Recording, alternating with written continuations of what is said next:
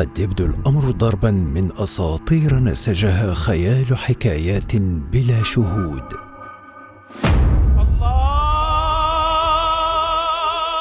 أكبر، الله أكبر، أشهد أن لا إله إلا الله.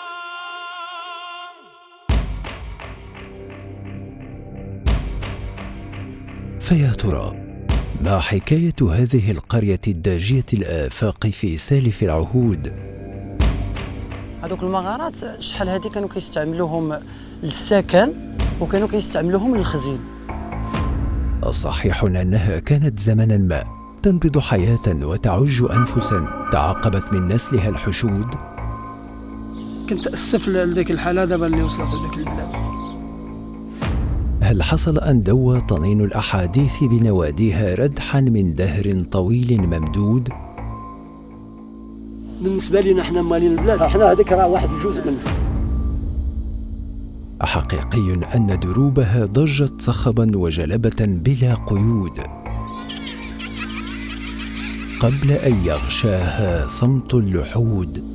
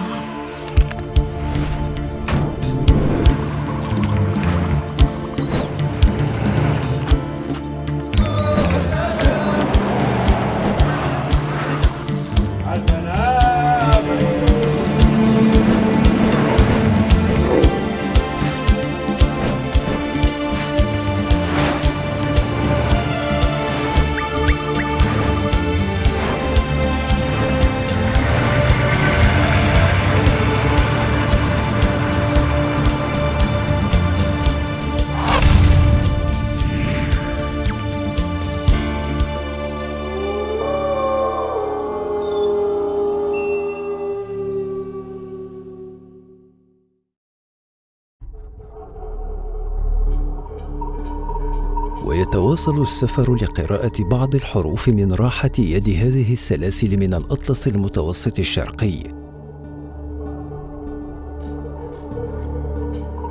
فضاء يبدو في البداية صلدا متسما ببيئة شبه صحراوية، لكن سرعان ما يظهر في الأفق فضاء آخر شبه مستقل لواحات خضراء بين ثنايا الجبال. هنا قرى قبيلة أيتسيوانت بمشيختيها الاثنتين العليا والسفلى نموذج يعبر بوضوح عن هذه الظاهرة. إنها واحدة من بلدات جماعة أيتعلي ويوسف التي تأسست سنة 1959 والتي تضم أيضا قبيلتي أيت حسان وأيت علي. لقد أثرت قحولة هذا المجال شبه الصحراوي كثيرا على الجانب الديمغرافي، تأثير نزل بثقله على هذه الواحات دون رقعة أخرى في كثير من الأحيان. يفسر هذا الواقع التباين الملحوظ في الثقل الديمغرافي بين الوحدات الإدارية المكونة لجهة فاس مكناس.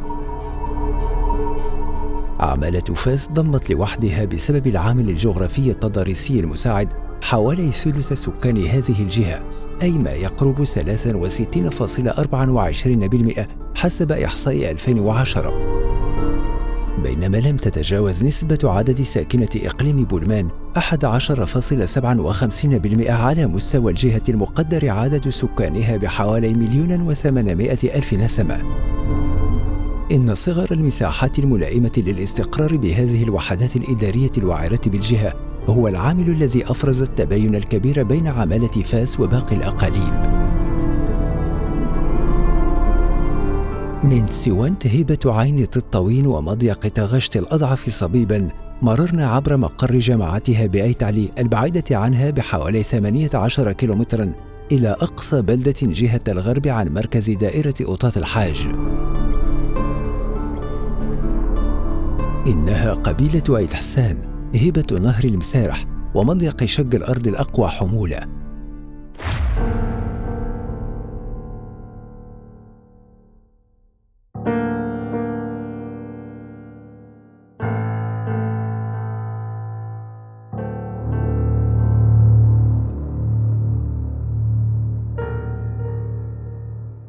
بلدة طيبة تميزها مصطبات زراعية خلابة ومباني سكنية عريقة تمثل كنزاً من كنوز المعمار الأمازيغي الأصيل.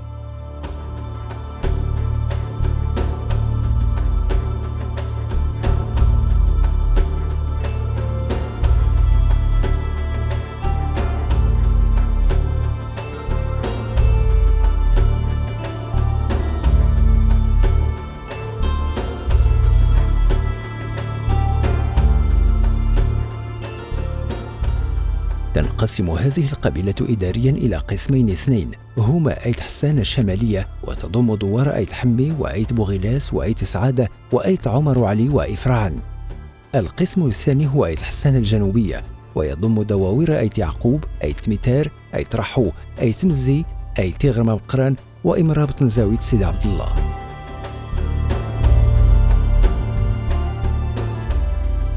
لسان هذه القبيلة أمازيغي رغم ما يوحي به اسمها العربي، لكن احتمال انتمائها إلى أصل عربي وارد، وفي ذات الآن هو مستبعد بالنظر إلى بيئتها الجبلية، وبناء على ما تبث تاريخيا من انتساب كثير من قبائل مغربية إلى بني حسان من معقل، فعربت نفسها اقتداء بالغالب واتقاء لشره ولأجل منافع أخرى.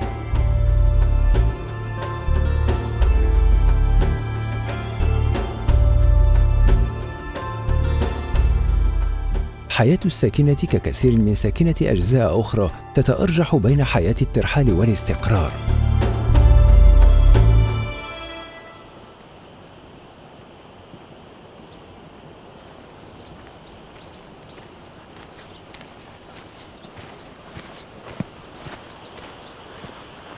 حول نهر المسارح المعروف هنا بشق الأرض تصطف مدرجات زراعية، وقد أضفت على المكان شكلاً بانورامياً جميلاً في غاية الروعة.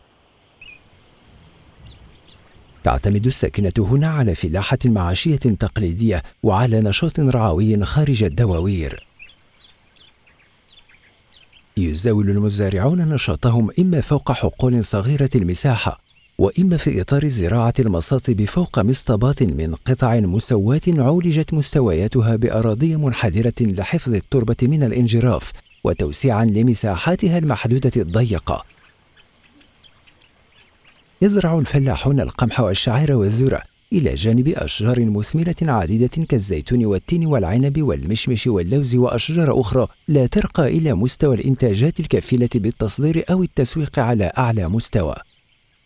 إلا أن إكراهات الحياة المعاصرة ومغرياتها أجبرت مع مرور الزمن الكثير من الأهالي خصوصاً منهم فئة الشباب على التوجس من هذا النمط في العيش والعول على الزراعة العتيقة وعلى حكاية رحلة الشتاء والصيف الأزلية.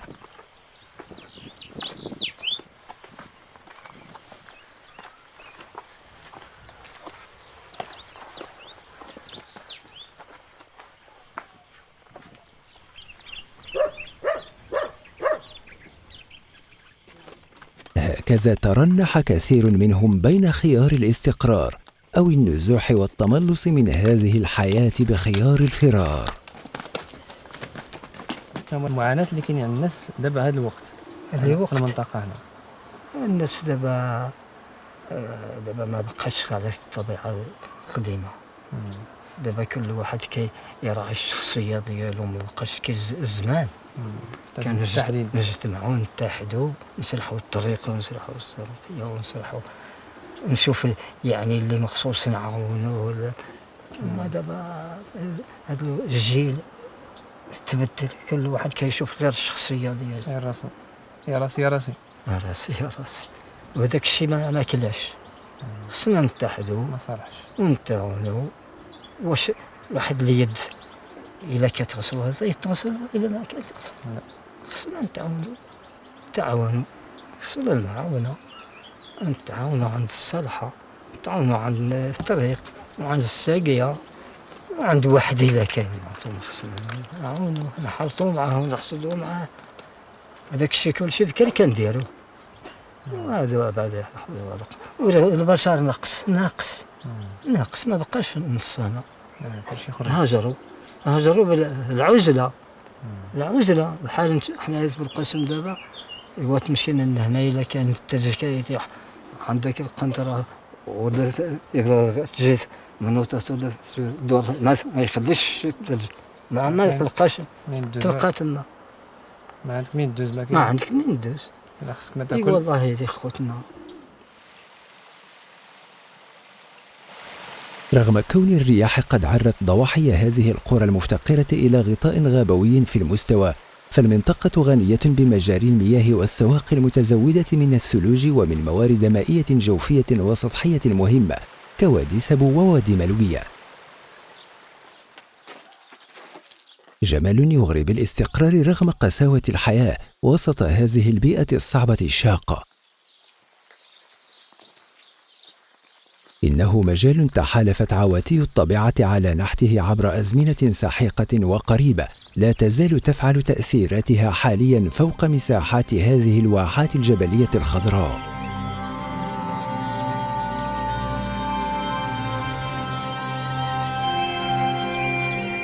وجه طبيعي صباحي جميل الملمح حميمي صداح، هو وجه لا يليق ترك ذكره فوق الرفوف، ووجهة ذات مؤهلات سياحية كبيرة تستحق أن تشد إليها الرحال.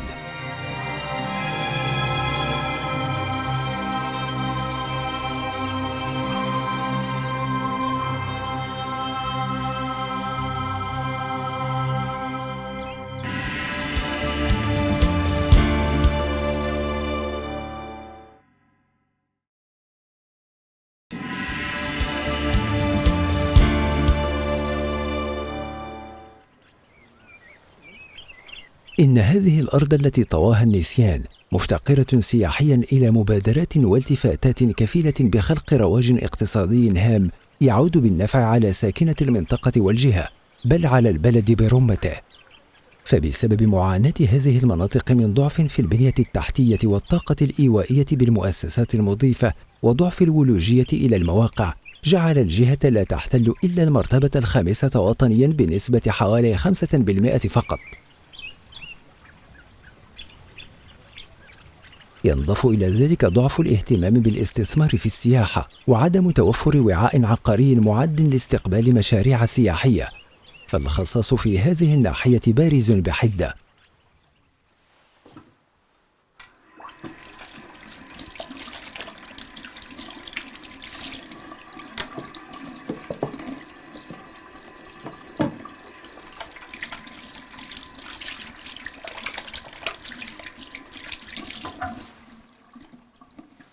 رغم بعض القتامة في المشهد السياحي بهذه المناطق، ورغم احتشامية المحاولات في هذا الباب، إلا أن هذا الوضع غير المشجع لم يمنع قلة قليلة من شباب المنطقة من الإقدام على مجازفة إنقاذ الموقف، وبما تيسر.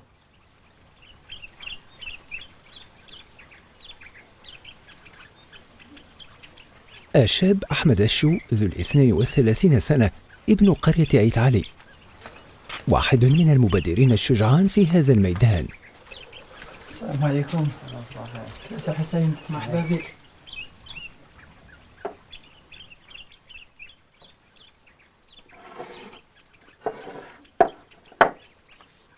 مرحبا بك سي حسين. عاود لي سي احمد على هذا المشروع ديالك، وقتاش بديتيه وكيفاش هذه الفكره؟ اش غادي نقول لك ودي سي حسين؟ انا كانت فكره من الطفوله، من الصغر ديالي كانت فكره ديال الصغر، ومن بعد فاش كبرت تحققات، خرجتها للوجود الحمد لله. يعني بديت هذا المشروع هذا مده، هذه شي 14 سنه تقريبا دابا باش بديت هذا المشروع. 14 سنه باش بديتو بسبب واحد السيد الاصل ديالو من اسبانيا، تلاقيت معاه، هو اللي عاونني ومسكين ماديا معنويا، زاد شجعني على الفكره اللي كانت عندي في الصغر، زاد حمسني ليها، شجعني ليها باش لما لا ما نديرش واحد الحاجه في المنطقه عندنا هنايا بحال هكا، مشروع صغير مش على حساب السياحه اللي نقدر نبقى نستقبل فيه الناس يبقاو يجيو لعندي لهنايا، نتسرى بهم في المنطقه عندي هنايا، لما لا نوريهم المنطقه ديالي شنو فيها بزاف ديال الحوايج. وانت بوحدك اللي كاين في هذه المنطقه ولا كاين مشاريع اخرين بحال هذا؟ لا كاين واحد لوبيرج اللي هو قبل مني شحال هادي، وعاد جيت انايا من بعد من موراه. بجوجكم اللي كاين؟ بجوج بينا اللي كاينين في المنطقه في هاد الجماعه. علاش ما فضلتيش ديال الهجره بحال شحال ديال الشباب اللي هاجروا. ما نكدرش عليك، يعني انا غادي نقول لك اللي كاين. انا اللي ما بغيتش شحال من فرصه جات باش على اساس زعما باش نمشي نهاجر نمشي لبرا. كيقول لك بنادم لا انت يا هاد الخدمه اللي كدير هنايا زيد معايا نقاد لك الوراق ديرها تخدم ليها وكذا، ولكن انايا تنفضل نبقى حدا امي ونبقى في بلادي. علاش؟ حيت بلادي بحال امي. انا هذه هي الفكره اللي عندي. علاش ما نديرش واحد الحاجه في بلادي اللي تزيد تبين بلادي بحال البلدان ديال الناس. كنكون جالس كنبقى نتفرج في التلفزيون كنشوف هاد الجهه شنو كاين كتجيني غيره. علاش انا البلاد ديالي حتى هي موجود فيها الطبيعه، موجود الويدان، موجود بزاف الجبال، موجود العيون، الماء الطبيعي، كلش، لا من الخضره لا من كلش. دونك تما جات الفكره، والحمد لله فاش لقيت مع هذاك السيد عاوني مسكين شجعني، درت هذا المشروع صغير وكنفرح بزاف فاش كيوصل عندي هنايا شي واحد مغربي، شي واحد يعني من المغرب، شي سائح من المغرب من السياحه الداخليه، وكيقول لي بغيت ندير مثلا على قمه في الاطلس المتوسط اللي هي بونصر. من هنايا راه تنخدم فيها لي بيفواك، تنطلعوا من هنايا تندوزوا بالسومي وكنرجعوا. كيقول لي مثلا ديني لي غورج، ديني بزاف ديال البلايص حيت موجود ما يتشاف. يقع نزل أحمد السياحي بأيت علي الواقعة بين جبلي بوناصر الأعلى قمة في الأطلس المتوسط من جهة شمالها وبين جبل أسرات جهة الجنوب. بهذه القرية يقع مقر جماعة أيت علي التي تضم 3 قبائل و5 مشيخات. يشق قرية أيت علي في اتجاه أيت حسان أيضا واد ينبع من جبل المسارح يصل القرية بمركز دائرتها أوطات الحج البعيدة عنها بحوالي 25 كيلومترا، ليصب في نهر ملوية مارا بقريتي أيت حيون وأيت سعيد، حيث يأخذ اسم وادي شق الأرض.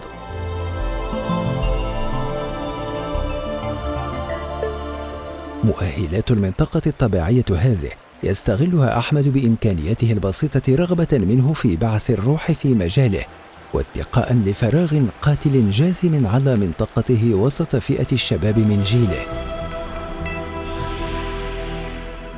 هما الحوايج اللي يقدر الانسان يشوف زعما يكتشفهم في هذه المنطقه.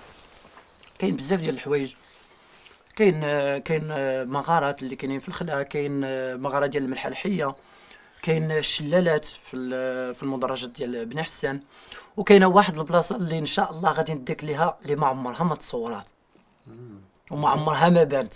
تصور الولا اللي غادي بانوا عندي انا في فيسبوك اللي هما المضايق ديال واد شق الارض. كيف ما كيهبط بعدين واحد شويه كندوزو فيهم النهار ديال المشي. انا كنتمشاو فيهم نهار تقريبا الا هبطنا من هنايا على اساس نرجعوا على حسب الوقت ديال الناس، كل واحد له الوقت ديالو. واليوم ان شاء الله غادي نديك لهاد المضايق هادو ان شاء الله الرحمن الرحيم، وغتشوفهم. ومن هذوك المضايق كنطلعوا على الدوار اللي سميتو بن حيون، دوار اللي كان دوار كبير وكانوا فيه ناس تبارك الله، ودابا مهجور ما بقى ساكن فيه حتى شي واحد.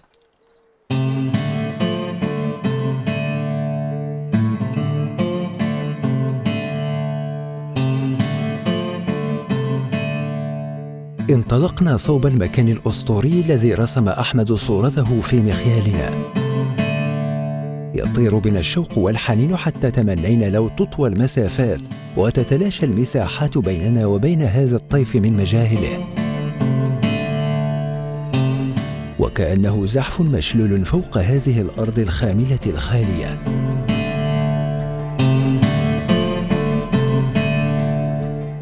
فيا ترى هل من حياة بعد هذه الأرض الموات؟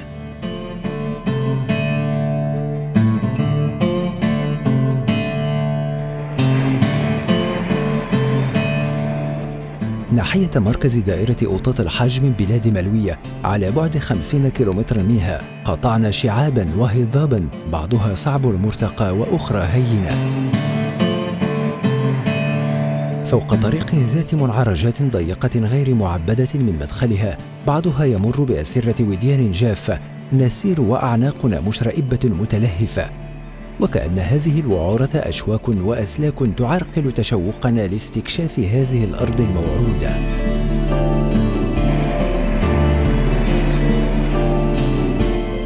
مجال واسع داخل هذا السهل الملوي، فوقه تربة هيكلية من فوقها ضلفاء كلسية محمرة قليلة العطاء منتشرة فوق مصطبات منحوتة سافلة مرتفعي بوناصر وأسراط.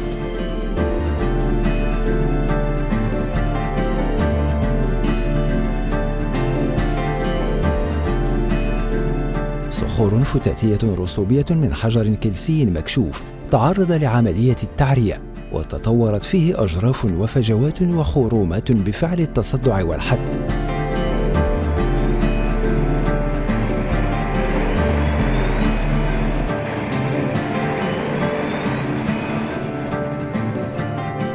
وأخاديد عديدة انسيابية موازية لحركة مياه الأمطار والثلوج شهدت نشاط الحت والتحزيز بفعل تيارات المياه المتدفقة عبر سطوح طينية.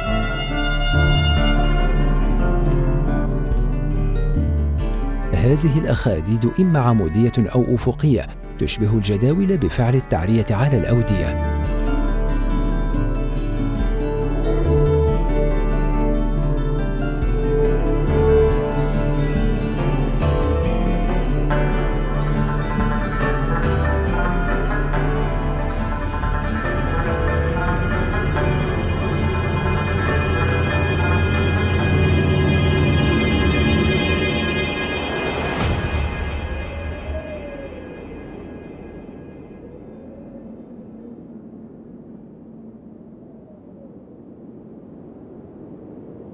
ها هو ذا المكان ينبلج ويسطع في الأفق أخيراً، ويتصل الخيال بالحقيقة، وتنشق الأرض عن فراديس عجيبة عابقة كالريحان.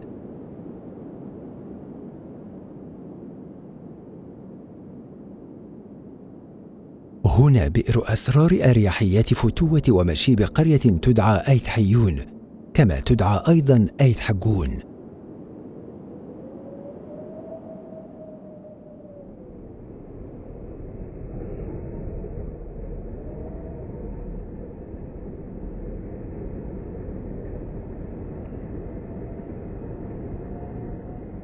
يبدو وكأن عناصر الطبيعة هنا متصارعة متعاركة بلا هودة فوق هذا المجال الشبيه بساحة الوغى.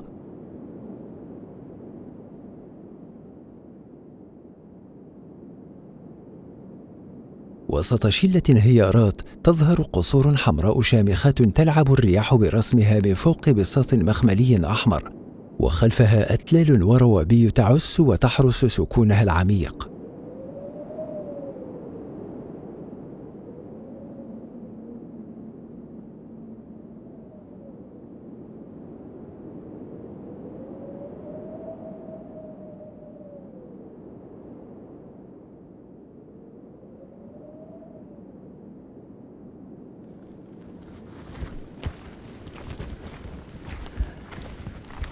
هذا هو الدوار اللي قلت لك ديال بني حيون. هذا هو الدوار اللي قلت لك في الصباح ديال بني حيون اللي هاجروا منه الناس، اللي حاليا خاوي. ما بقى فيها حتى شي واحد، كان واحد العساس اللي كاين هكا داير البنيه ديالهم. كاين الديور مسدودين، كاينين اللي مسدودين وكاينين اللي محلولين، اللي مهجورين، اللي طاحوا، اللي تيريبوا.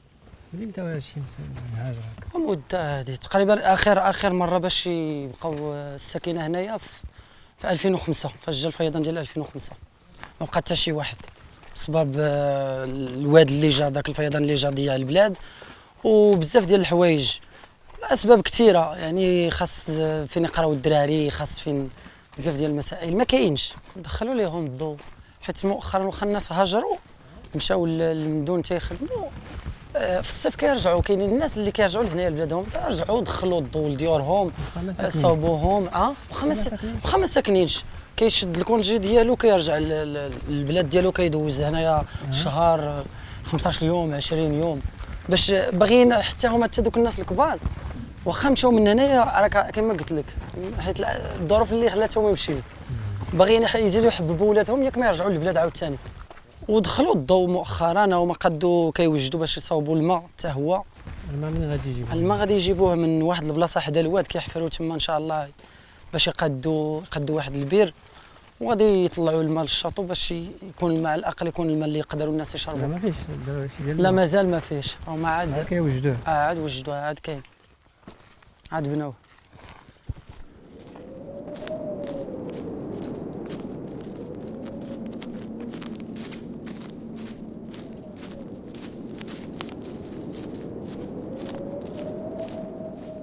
هذه البنايات المنسجمة فنيا وجماليا مع محيطها الطبيعي في احترام تام لبيئتها نموذج لحضارة تحتضر.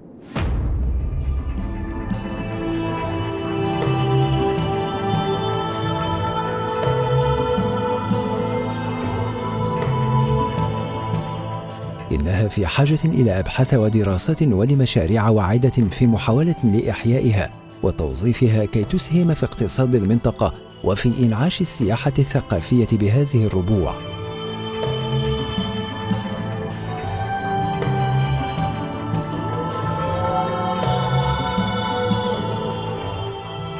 منازل منقطعة النظير في أناقة هندستها تنهار، والباقية خاوية على عروشها.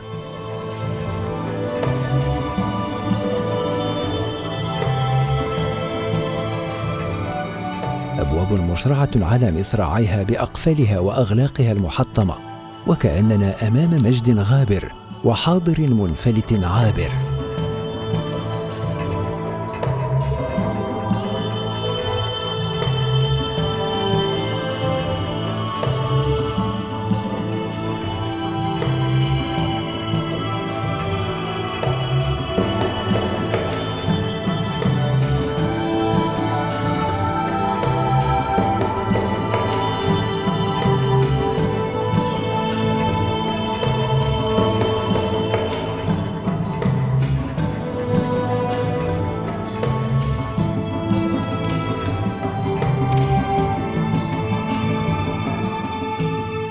البلاصه اللي كنت كنقول لك اللي سميتها عاصم، البلاصه سميتها عاصم.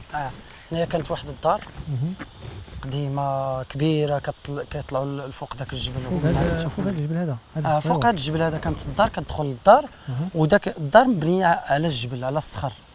في ذاك الدار كتطلع كتطلع على الواد وكتطلع على دوك المغارات، دوك الكهوف اللي كاينين. هذوك المغارات شحال هذه كانوا كيستعملوهم للسكن وكانوا كيستعملوهم للخزين. يعني داكشي اللي كيفلحوا مثلا في الجنان كالذره كالقماح كالكرموس كيطلعوا كيخزنوه تما، او لا كانوا اللي كانوا كيسكنوا تما. الا لاحظتي معايا غادي يبان لك ليسباس ديال بحال الشكل ديال البيوت، وكان كبير داكشي.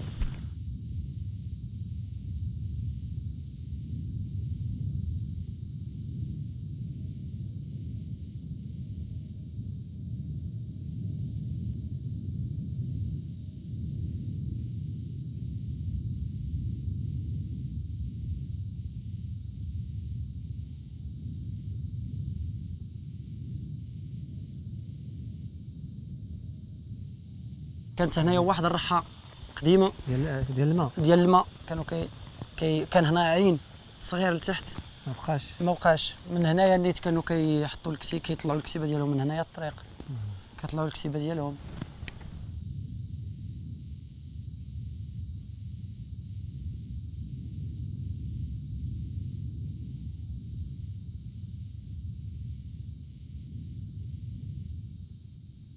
ايوا هذا الشيء دابا كيطيح كيضيع، لا اله الا الله وصافي زعما كيمشي فيه كيضر في الخاطر. شفتاش درت شوف حتى عرفتي الخشب اللي كاين لداخل، واحد الخشب اللي كاين لداخل لو كان لقى الترميم على الاقل ما يضيعش. واحد الخشب مزوق وقديم، يعني شي حاجه اللي صراحه تستاهل. نمشيو نشوفوها، شي حاجه اللي صراحه تستاهل ما تضيعش.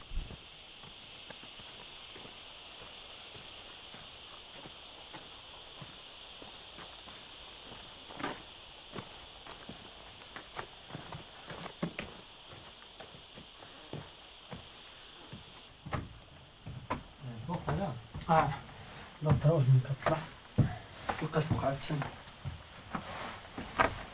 هنايا كتلقى الفوق اللي كخرجك للسطح فوق الدار. وهنايا كتلقى هاد السلم هذا اللي فيه الدرجات باش تطلع للمصريه. الصالون ديالهم كانوا كيديروه الفوق في الدار كاع باش كيشوفوا منه المنظر وكيسكنوا لتحت كيطيبوا وكياكلوا، ولكن فاش كيجي عندهم الضيف الفوق خصهم يجلسوا.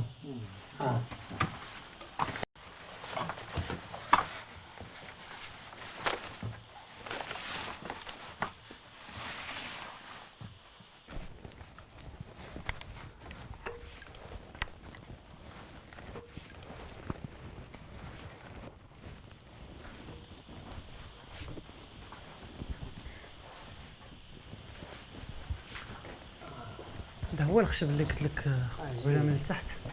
دابا بحال هذا الكنز هذا بحال هذا الخير هذا علاش غيبيع؟ علاش غيطيح؟ صافي طاح هذا، صافي طاح ضاع مشى. عجيب. هذا هو المشكل. وقديم قديم دايما حتى هذه بحال تقول قصبه ديال هذا الدوار، هذا ديال هذا الدوار كاملين. ترممات هذه لو كانت ترممات لو كانت ترممات هذه وترمم الدوار وتقاد مثلا نموذجيه، دار قريه نموذجيه مثلا، راه حتى الناس ما غيفكروش في الهجره كاملين في مره. ولو يكون واحد خارج المدينه تيخدم الاخر غادي يبقى. ترمموا لهم مثلا السواقي ولا على الفلاحه ديالهم، بزاف ديال المسائل. دار مدرسه فين غيقراو الدراري الدار. الله يهديك صافي. نتمناو الخير وصافي. زعما خساره انك تبقى تشوف بحال هاد الحوايج كيضيعوا. انا بعدا ما كذبش عليك كيبقى يضرني خاطري والله.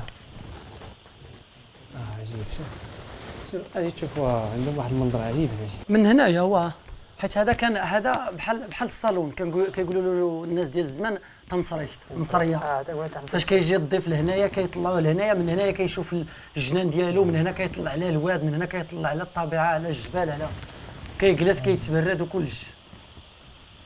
يشوف الواد، اما ذاك الواد ديك الساعه يكون عامر. في ديك الوقيته كيكون الماء كيكون فيه بعد السنين اللي وصل لهنايا. ماشي بزاف. ماشي بزاف. مؤخرا فاش تغير الجو وتقلب المناخ ما بقاش كيوصل لهنايا. اما شحال هذه كان كيوصل، كيجلس بنادم هنايا كيطلع على الفلاحه ديالو كامله.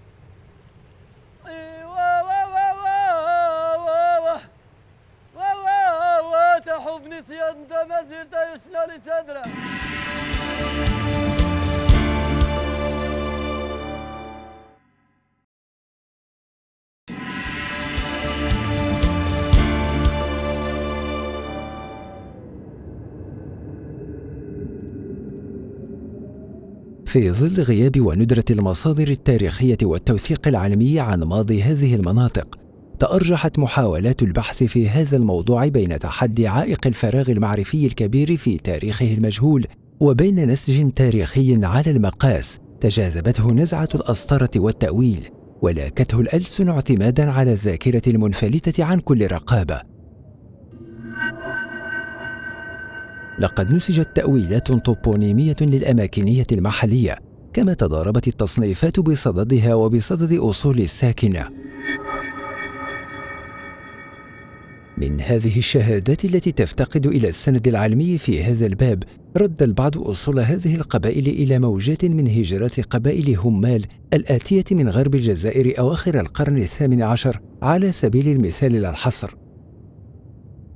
وعلى هذا الأساس اعتبروا هذا النزوح أصلاً لقبائل كثيرة منها أولاد الحاج بميسور وأوطاط، ومنهم أولاد رحو وأولاد بولعلام وأولاد علي والحشالفة، وآخرون ممن نسبوا إلى بني هلال أو معقل من جزيرة العرب. بتنقيب عن مراجع تحدثت عن هذه القرى، وجدنا أن ابن خلدون أشار إليها وسماها حصون أوطاط ونواحيها، كما أشار إلى أنها من بين الأراضي التي فتحها يوسف بن تشافين سنة 463 هجرية آتيا إليها من الجنوب. كما أومأ إليها المؤرخ الزياني في الترجمانة الكبرى، وحددها قبالة تازة خلف جبل درن بإقليم أوطاط على نهر ملوية، وقد نعتها بقصور وقرى وأمم لا تحصى. في كتاب الاستقصاء للمؤرخ الناصري ورد ذكر قرية حيون بالاسم في خضم حديثه عن غزو المولى إسماعيل لبلاد ملوية سنة 1683 للميلاد، متحدثاً عن هروب جماعي لقبائل أمازيغية على الطريق التي سلكها، فارة من أمامه إلى رؤوس الجبال نواحي أوطة الحاج. سأعطي نبذة تاريخية عن ما تكون لدينا أو ما اجتمع لدينا من وثائق حول تاريخ هذه القبيلة، وإن كان ذلك يسيرا جدا، لأن ما تم التوصل عليه حول هذه المنطقة يعود إلى وثائق تعود إلى الفترة الاستعمارية، وهي وثائق محفوظة بالوثائق الدبلوماسية بنونت. عثرت على المجموعة منها تدل على أن هذه القبيلة كان لهم تاريخ قوي جدا في هذه المنطقة، كانوا يشكلون تجمعا سكنيا كبيرا جدا، والدليل على ذلك على أن كثرة المقابر التي كانت توجد. وهناك إشارة مهمة جدا على أن تشير هذه الإشارة على أن بنو حيون هم بقايا بنو وطاس، والوطاسيين في تاريخ المغرب هم معروفين أنهم كانوا هم الذين تقلدوا الحكم ما بعد المارينيين، ثم جاء بعدهم السعديون. إذن ما تبقى من الوطاسيين استقروا بهذه المنطقة بعدما تعرضوا لوباء الطاعون الذي أودى بحياة الكثير منهم، ومن نجا منهم استقر بهذه المنطقة. إذن هذا جانب، أنا لا أقول هنا على أن القبيلة هي تعود كلها لبنو وطاس، ولكن ما تشير إليه الوثائق على أنها تتحدث عن العديد من الأسر من بقايا بنو وطاس الذين بحكم طاعون، بحكم ما تعرضوا له من الأوبئة، وجدوا ملاذا في الجبل، وبالتالي كانت شكلوا منطقة مهمة جدا، ومنطقة لها موقع جغرافي مهم جدا تطل على الوادي وتشق الأرض، وساعدهم هذا الإطار الجغرافي في تشكيل نواة قبيلة قوية كان لها ضرب قوي جدا في تاريخ المنطقة. ولا أدل على ذلك مشاركتهم إلى جانب بني جلدتهم في مقاومة الاستعمار. لمعرفة بواعث دمار قرى حيون العريقة والمحفوفة بجمال الطبيعة وقسوتها في آن، فتشنا عن شهادات مغادرين ممن خلت منهم فضاءاتها الإنسانية والاجتماعية التي تساكن فيها الإنسان والحيوان والطبيعة في ود ووئام تام، وقبل أن ينفرط عقدهم ويتفرق جمعهم ويتشتت شملهم في الآفاق. وقد ظفرنا ببعضهم بمدينة أوطة الحاج، هو اللي كبير، نبداو باللي كبير، فطرحنا عليهم هذا التساؤل المحير علنا نجد عندهم الجواب. بغيناك باش تهضر لنا على التاريخ ديال الدوار ديالكم، منين متى بدا، واش داكشي اللي سمعتيه في الجدود ديالكم منين متى تأسس وكيفاش كانت فيه الحياة وكيفاش دابا؟ على ولد حمد بن عاشور الدوار، قبيلة بني حيون. كانت عندنا سميتو داك الساعة العمالة تازا، ولينا دابا عاوتاني ميسور، تقسمت عاوتاني العمالات. يوم تما طلع عاوتاني ايام الاستعمار كان يخدموا الكرفي في تقور، ونخدموا هنا في هذا الطرقان. داك الساعة ما كانش البودرون ولا من كطيح الشتاء كتخسر الطريق، كنجيو نخدموا الطريق في ايام الاستعمار. ما كاين لا اجره ولا اللي يوكلك، الخبز غادي يديه في قبك ولا تموت تبقى بالجوع. تقريبا ديال الناس اللي كانوا شحال من عائله كانت تما في الدوار؟ عائله كانت دواركم، شتي دوك الديور كاملين كلهم كانوا فيهم 3 ديال الاسر في دار وحده. هادو اللي تنشوف فيهم، اييه 4 ديال الخوت بولادهم وبعيالاتهم وبوالديهم كيسكنوا في دار وحده. عاشوا الناس تما بخير وعلى خير، ما كان ناقصهم حتى حاجه. ولكن ملي غضبط علينا الطبيعه، الواد من جهه والشعبي من جهه، يعني بدا بنادم كيهاجر شويه بشويه كيهاجر للمدينه. بقات تقريبا ماشي 13 واحد، بقات حتى لهاد الاواخر هادو مساكين خرجوا بالهلا يزازيهم ما عندهم ما هما الدوار. سميتو هو بني حيون؟ ولد حمد بن عاشور الدوار وقبيله بني حيون. علاش بني حيون السميه؟ واش عندها شي علاقه باليهود؟ عندهم شي علاقه باليهود؟ لا، على اش من علاقه؟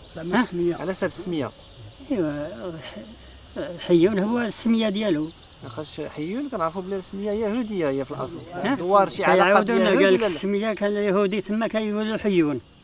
هكا حيون كان ساكن تما؟ كان ساكن تما، عنده واحد الدوار بيننا وبين ولاد السعيد. اييه واحد اليهودي، غير واحد الدوار اللي كان تما ساكن فيه داك اليهودي كيقولوا حيون. بعد داك الشيء باش سماو على ذاك السميه ديال اليهودي حيون. هذاك هو. من هذه البلاصه اللي قلتي هذا اليهودي، انا سقط الخبر بان كاع عندنا تما واحد الدوار في قادم، كان قال لك تما اليهود كانوا تما شي يهود كانوا كيخدموا هذه الصناعه التقليديه ديال هذا الشيء ديال الاخر، كيخدموا هذا الشيء ديال القشع الصياغه. قال لك سيدي من بعد ضاق به الحال تما جاته القضيه مزيره تما مع الشعب الى اخره، هو يلتجأ لهذه البلاصه اللي دار لها حيون تما نزلوا. وهاد اليهود انا اللي تندوي معاك غير البارح، انا جيت لقيت اليهود كاينين كيبيعوا معنا تما في السلل ديال القماد. شحال يكونوا تقريبا كاع من عائلات؟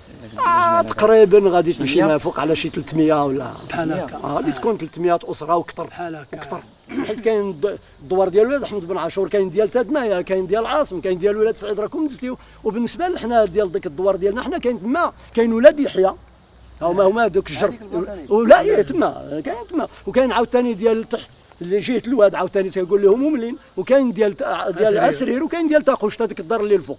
هذيك راه كل منطقه عندها الاسم ديالها، وديك البلاد عندها واحد التاريخ كان فيها يعني كان فيها واحد شويه ديال الفلاحه، واحد شويه ديال الماشيه، كل واحد دار بقيرتو، هذا دار كسيبتو رقيقه، هذا معيز، هذا غنم. كان عندنا العسل تما، هذيك المنطقه كانت تعطي بها المثال بالعسل، كان الخيرات موجود. وكان شتي ذاك الواد دابا اللي تتشوفه دار فينا الفضيح، كان بحال اللي درتي له اللجام كتقيديه كل شيء. شتي ذاك الواد الا بغيتي تطلع معاه خصك تحني على البغله، الا ركبتي على البغله ما تدوز، الشجر من هنا والشجر من هنا. الواد سبحان الله العظيم بحال اللي درتي له اللجام. هذا الشيء انا عشته غير البارح، ماشي زعما هذا الشيء انا كبرت عنده. انا لقيت ذاك البلاد حتى من الفوق كل شيء مزرب بلادو، وكل شيء كيستغل البلاد ديالو بداك الشكل المعتاد، وكل شيء ناشط.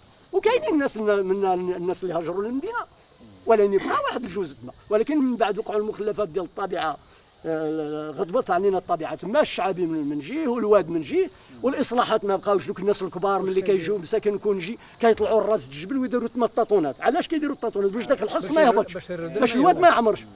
دابا ملي ما بقاوش دوك الناس الكبار اللي غيقوموا بداك المهام، بقاو غير هاد الصغار راك عارف داوها في ملاهي تزادوا، عندنا ملاهي اخرين خرجت داك المسجله. كان عندنا الطورن ديسك في الاول، واحد شويه خرجوا المسجله، الدراري ملي كياخذوا واحد الوقت من الفراغ كيدوا المسجله ويبقاو يقصروا بها، ما بقاش ديك العنايه وديك الجديه. بدلات الحياه تبدلت. الله أكبر، الله أكبر، أشهد أن لا إله إلا الله. في محاولة لتدبير الغياب وتخفيف غصة فراق مسقط الرأس ولوعته، عمد بعض مفارقي القرية إلى تقنية إطلاق مؤقت لصوت الآذان انطلاقا من جهاز وضعوه في مسجد القرية، ربما تيمنا وتبركا بهذا الصوت الروحاني الذي كان يؤنسهم ويشعرهم بالطمأنينة، وربما توقا وتشبثا بالأمل في عودة مشتاقين لرجوع يكسر الموانع بين الاغتراب واللقاء. حي على الفلاح. جال الناس وخالت القرى واقفرت المساجد وتركت لحالها ولمآلها، فلا مؤذنون يعلنون عن موعد من مواعيد اللقاء بالرحمن، ولا مصلون يلبون النداء من بني الإنسان، ولا من يتفاعل من حيوان الفلوات المحيطة مع الآذان. لا إله إلا الله.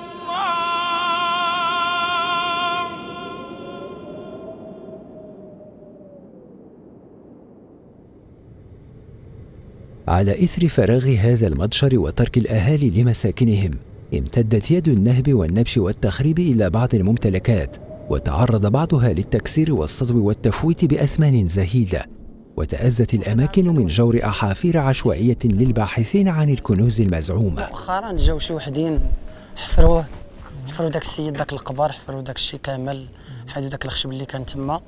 انا شحال هادي دخلت ليه كان ما محفورش، مؤخرا لقيناه محفور. شحال هادي كانوا الناس كيجيو كيزوروه دابا حفروا القبر، داك القبر ديالو، حيدوا داك الخشب ديالو، حيدوا كلشي.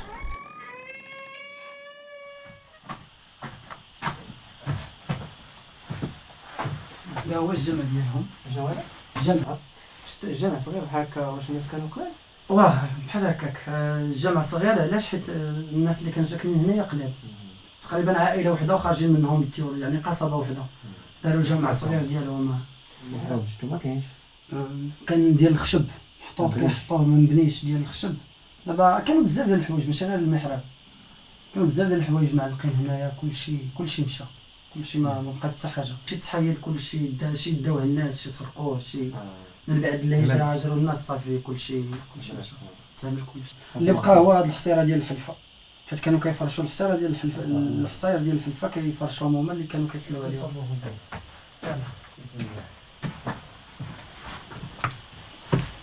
اشنو كاين هنا؟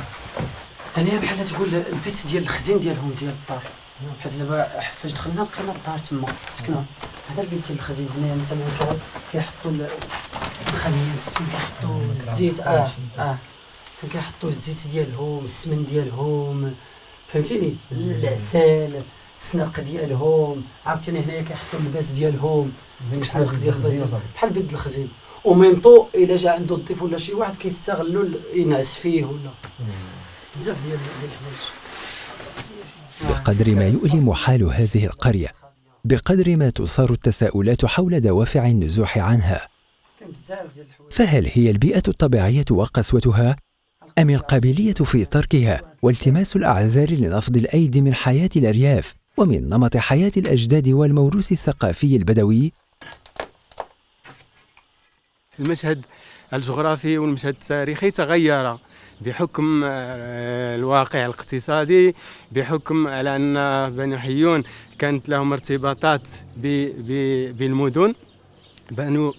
بعد بني أعمامهم كانوا يتوجهون إلى مدينة الدار البيضاء للاشتغال، وبالتالي على أن كل فرد كان يراسل فرد آخر للانضمام للاشتغال في المدينة.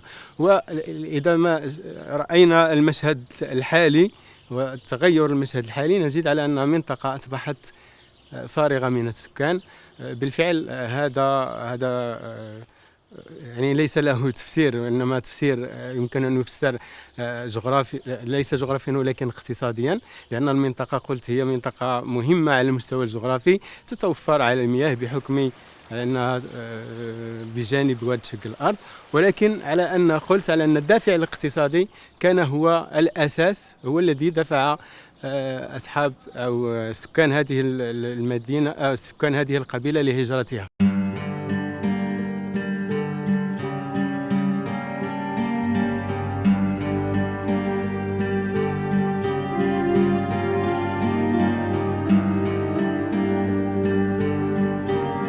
كم هو صعب أن تعيش هذه القرى دهوراً ثم تولى لها الزهور لتصبح قبوراً تشهد على ممات أحياء حيون من دون أمل في أي بعث أو إحياء.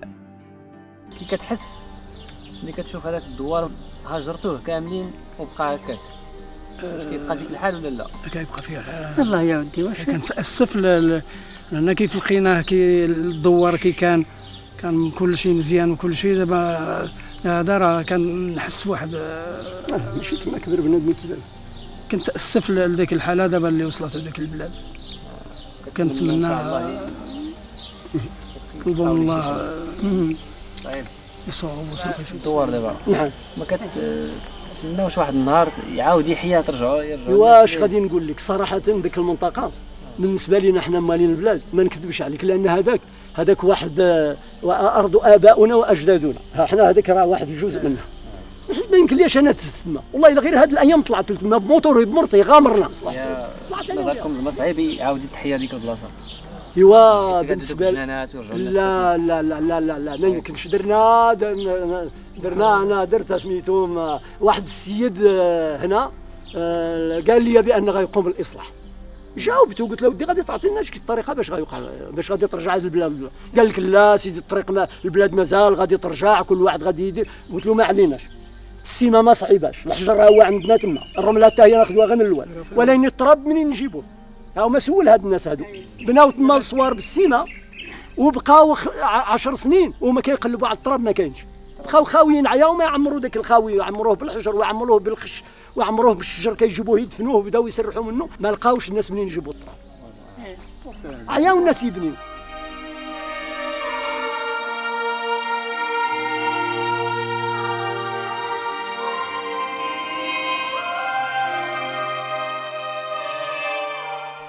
ما يحز في النفس وأنني زرت حيون مؤخرا هو أن وجدناها قاعا صفصفا إذا بدون سكان. هذا يحز في النفس وهذا يترك تدمرا كبيرا في النفس. بالفعل هناك إمكانية لإعادة الإعمار. إمكانية إعادة الإعمار تتمثل في توفير مياه الشرب، ثم مياه السقي هي موجودة في النهر، ثم مياه الشرب، وكذلك الإنارة، لأن الإنارة حتى هي الآن موصولة بالكهرباء. ويجب على ساكنة هذه المنطقة أن تتحرك لإعادة الإعمار ولإعادة الحياة وإعادة الدفء لحيون كما كانت بقصورها، قلت بقلاعها، بمناظرها الخلابة، بإطارها الجغرافي، باحتضانها إلى جانب القبائل الأخرى، إلى جانب تاسيوان، إلى جانب ولاد سعيد، إلى جانب بني حسان، إلى جانب ولاد علي، لتعود بني حيون كذلك كما كانت في السالف.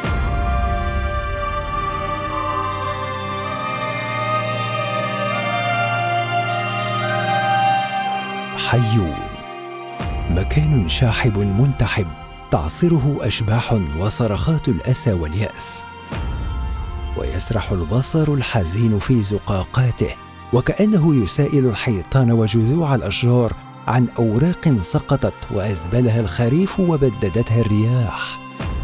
كل خطوة في أحياء عيد حيون تشعر بلهفة وإخبار عن حلم يموت في هذا الحين بعد أن عاش حينا من الدهر كان له فيه ذكر قبل أن تنسج في الغيب أكفانه.